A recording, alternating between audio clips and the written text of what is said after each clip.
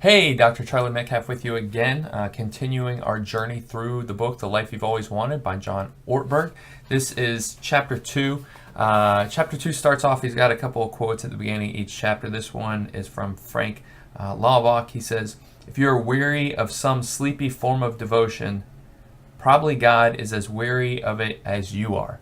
And so I love that, because sometimes we think like we're doing God a favor by offering kind of sleepy prayers, or we fall asleep, or just kind of this sense of devotion that isn't wholehearted, that we're doing it out of a sense of guilt versus out of a sense of love that we're driven by. So Ortberg does throw a lot of kind of comedy in there. I just appreciate the lighthearted nature of his writing. Sometimes you get into books on spiritual disciplines and spiritual transformation and spiritual growth, and it's just so serious that you lose some of the fun, joy that God gives to us as a gift. So anyhow, he talks about this cranky guy. He says he had a knack for discovering islands of bad news in oceans of happiness. So I thought that was pretty clever there. He goes through and talks about kind of boundary markers around spirituality. The title of this chapter is Surprised by Change. And in Jesus' day, he lists the boundary markers of circumcision, dietary laws, Sabbath keeping. And so for us, like, we have different boundary markers now in 2018 than Jesus had 2,000 years ago. And so when we go through and look at boundary markers in the Christian church now, you may go through and talk about the vocabulary that we use, our dress, style, the funny sayings that I always heard is like, I don't smoke, I don't chew, I don't go with girls who do. And so we have these kind of things outside of what being a Jesus follower is really about. And so the way I try to describe it is, if you look at kind of a target, so like an archery target, and you have a core center and then these concentric rings coming outside.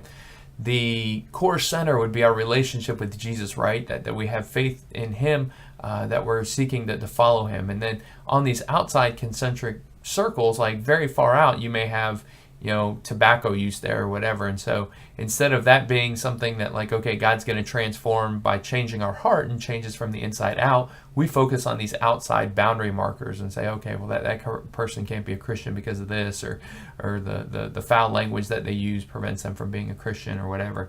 And he says that in our day, we use these boundary markers to go through and reinforce this kind of false sense of superiority that we have over other people. So,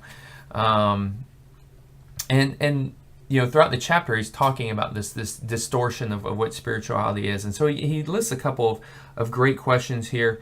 Number one being, and these just kind of self-reflective questions for us. I love that. I think it's a great way to probe into our lives that we're able to go through and ask ourselves some really deep questions and spend some time reflecting on those. So he says, am I spiritually inauthentic?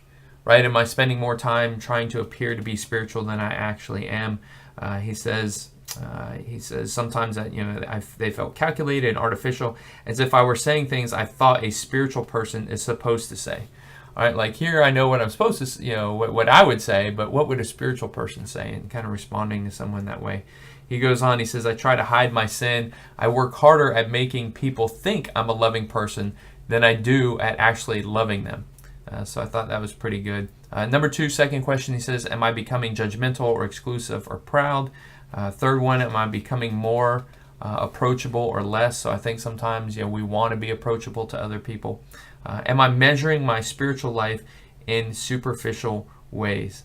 And so, is it about how much of the Bible I read, or how many consecutive days I've had quiet time, or things like that? Or is it about, am I growing in my love for people? Right? I mean, that's what Jesus wanted us to do, is to love others.